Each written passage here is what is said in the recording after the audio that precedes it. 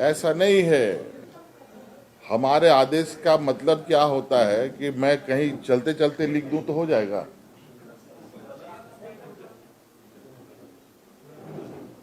मैं आपसे ये जानना चाहता हूं, क्या मेरा आदेश चलते चलते हो गया तो नियुक्ति हो गई? इसके साथ साथ स्टेट में भी हमेशा रोजगार का बड़ा मसला रहा है। आप भी जब चुनावी मैदान में थे तो कई वादे किए थे।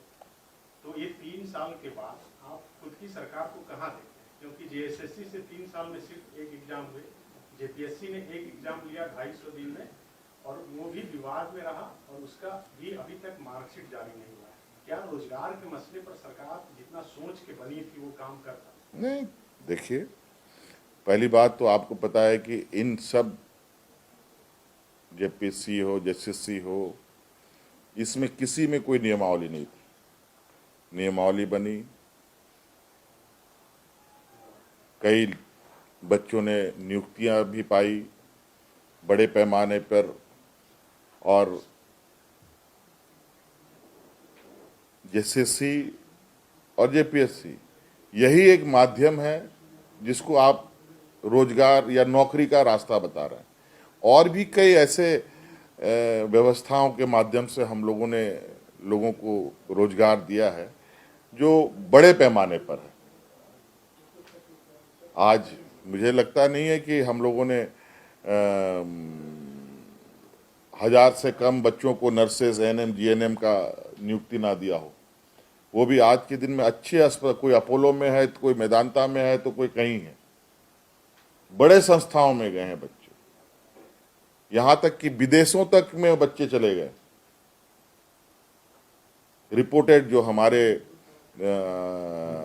जो यहाँ पर जो कौशल विकास के जो काम करते हैं, जो समूह है उनके द्वारा, और आपने देखा है कि हम लोगों ने कौन सा एक प्रोग्राम हम लोगों ने ऑर्गेनाइज किया जिसमें हम लोगों ने लगभग 11 साढ़े 11 हजार लोगों को नियुक्तियां भी दी थी। तो रोजगार नौकरी के माध्यम से भी है, स्वरोजगार भी है। स्वरोजगार के माध्यम से आज कौन सा काम करना चाहता है, कौन सा युवा सरकार के पास आए, आवेदन ले और रोजगार करे। कई ऐसी नियुक्तियां हैं सर, आपके सरकार के समय से ही वो इंतजार में है, चाहे वो पंचायत सचिव का हो, शिक्षक का हो, चाहे होमगार्ड का हो। कई ऐसी नियुक्तियां हैं जो सिर्फ अपने आदेश के कारण। ऐसा नहीं है। हमारे आदेश का मतलब क्या होता है कि मैं कहीं चलते चलते लिख दूं तो हो जाएगा।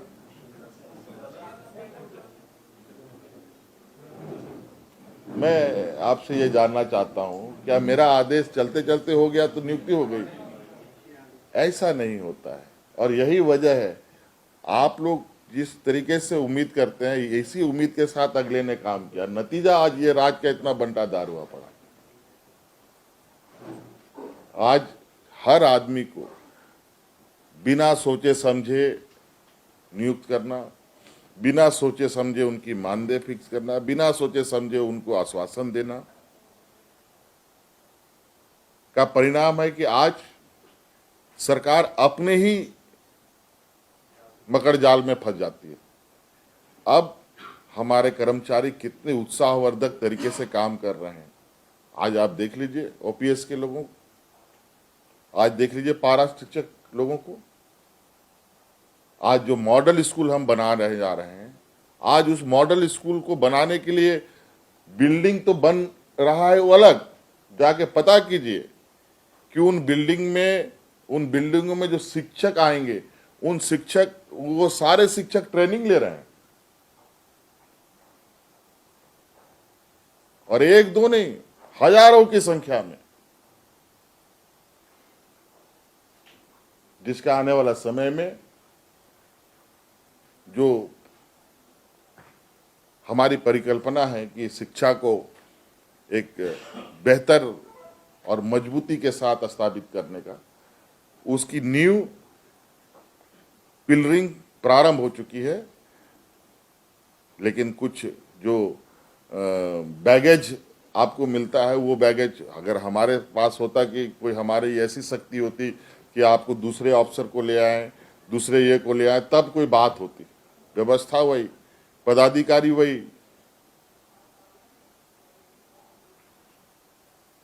5 साल हाथी इन लोगों ने उड़ाया।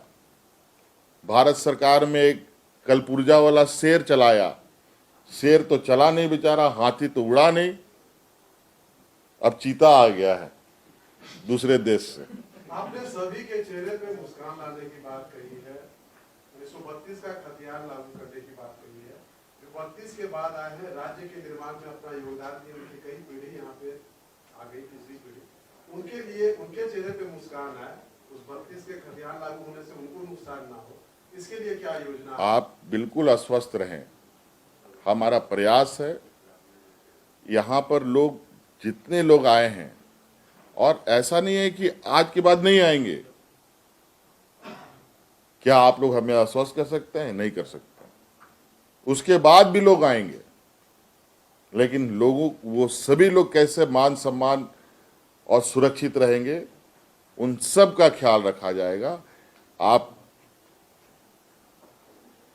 चीजों को आगे आने दीजिए। हाँ, ये बात जरूर है, 100% में हो सकता है कि 90% लोग सहमत ना हो, सहमत हो, 10% लोग सहमत ना हो, तो उन 10% लोगों को भी कैसे हम संरक्षित करेंगे, इस पर भी उतना ही चिंता होगी जितने 1932 के